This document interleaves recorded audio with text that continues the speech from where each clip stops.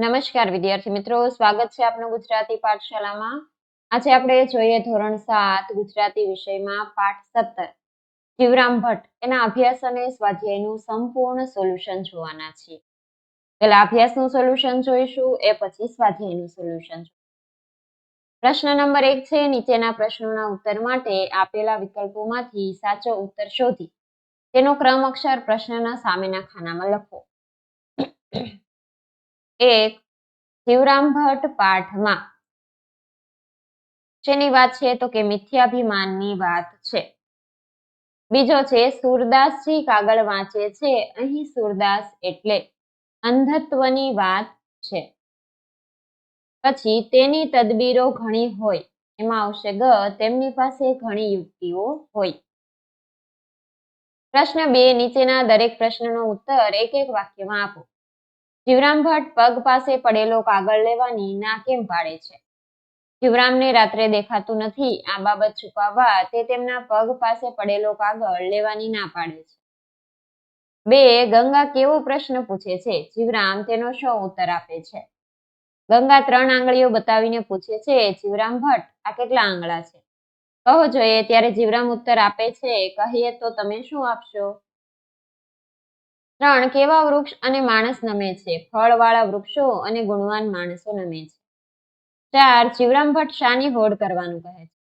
જીવરામ ભટ્ટ 100 રૂપિયાની હોડ કરવાનું કહે છે। હવે આવે છે સ્વાધ્યાયના પ્રશ્નોત્તર। પ્રશ્ન 1 છે, નીચેના પ્રશ્નોના ઉત્તર આપો। 1 જીવરામને બીજો કાગળ આપ, આવું રઘુનાથ સોમનાથને શા માટે કહે છે? જીવરામ ભટ્ટ રતાંધળા હોવાથી રાત્રે દેખી શકતા નથી, આ હકીકત છુપાવવાનો તે સતત પ્રયત્ન કરતા રહે છે। સોમનાથે જીવરામ ભટ્ટને વાંચવા આપેલા કાગળના અક્ષરો ઝીણા હતા। જીવરામ ભટ્ટ ઝીણા અક્ષરનું બહાનું કાઢીને એને વાંચવાનો ઇનકાર કરે છે, તેથી રઘુનાથ સોમનાથને કહે છે, જીવરામને મોટા અક્ષર વાળો કાગળ વાંચવા આપ્યું હોત તો ઠીક થાત। 2 જીવરામ ભટ્ટ શા માટે કાગળ પાછો આપે છે? રતાંધળા જીવરામ ભટ્ટ રાતના સમયે કાગળ વાંચી શકતા નથી, વળી સોમનાથે કહ્યું કે કાગળના અક્ષરો આંધળો પણ વાંચી શકે એવા છે,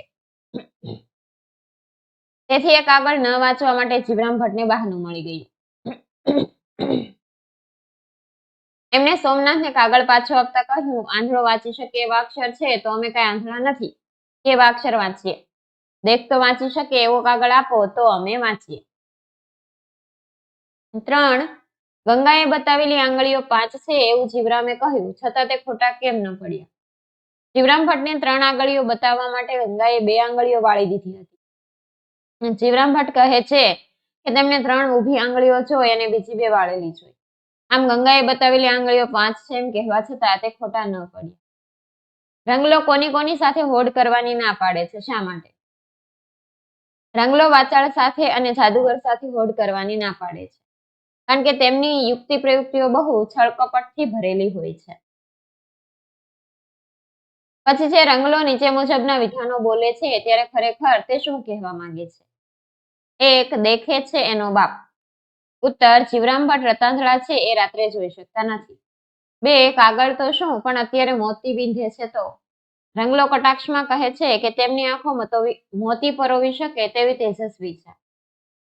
3 ટૂંકું લાકડું કે મૂર્ખ કદી નમે નહીં, મિથ્યાભિમાની માણસ પોતાની ભૂલ ક્યારેય કબૂલ ન કરે।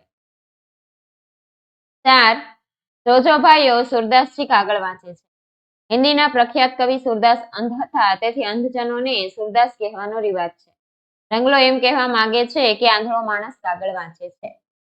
પ્રશ્ન નંબર 3 નીચેના વાક્યો કોણ બોલે છે અને કોને કહે છે તે લખો। કાગળ તો શું પણ અત્યારે મોતી વિંધે છે તો? આ વાક્ય રંગલો બોલે છે અને ગંગાને કહે છે। 2 એમાં તો ઝીણા અક્ષર છે, આ વાક્ય રઘુનાથ બોલે છે અને સોમનાથને કહે છે। લાખેણી લાડી આપી છે, આ વાક્ય ગંગા જીવરામને કહે છે। 4 ત્યારે હવે તમારું સાચાપણું સાબિત કરવું જોઈએ, આ વાક્ય રંગલો બોલે છે અને જીવરામને કહે છે। પ્રશ્ન નંબર 4 નીચે આપેલા વાક્યોનો અર્થ ન બદલાય તે રીતે ઉદાહરણ મુજબ પ્રશ્નાર્થ વાક્યો બનાવો। ઉદાહરણ આપેલું છે અને ઉત્તર પણ આપેલો છે, આપણે એ રીતે લખવાનું છે। હવે બીજું કંઈ આપવા જેવું નથી, હવે બીજું શું આપવા જેવું છે? અમે પણ એ જ કહીએ છીએ, અમે પણ બીજું શું કહીએ છીએ? કહીએ તો તમે કંઈ નથી આપવાના, કહીએ તો તમે શું આપવાના? પછી છે પ્રજાસત્તાક પર્વની ઉજવણી નિમિત્તે તમારા ગામના મહાનુભાવોને કાર્યક્રમમાં આમંત્રણ આપતી પત્રિકા તૈયાર કરો. નિમંત્રણ પત્ર અહીં આપેલો છે. આગામી પ્રજાસત્તાક દિનની ઉજવણી નિમિત્તે અમારી શાળાના શિક્ષકો અને વિદ્યાર્થીઓએ વિવિધ કાર્યક્રમોનું આયોજન કર્યું છે. સૌપ્રથમ સવારે 7:30 વાગે ધ્વજવંદન થશે. રાષ્ટ્રભક્તિના સામૂહિક ગીતો ગવાશે. ત્યારબાદ વિદ્યાર્થીઓ અને શિક્ષકોના વક્તવ્યો થશે. વિદ્યાર્થીઓને પારિતોષિકો અપાશે. પછી મહેમાનો વર્ગ સુશોભન અને પ્રદર્શનની મુલાકાત લેશે. સભાગૃહમાં એક નાનકડો સાંસ્કૃતિક કાર્યક્રમ પણ રજૂ થશે. છેલ્લે બધા બાળકોને મીઠાઈ વહેંચવામાં આવશે.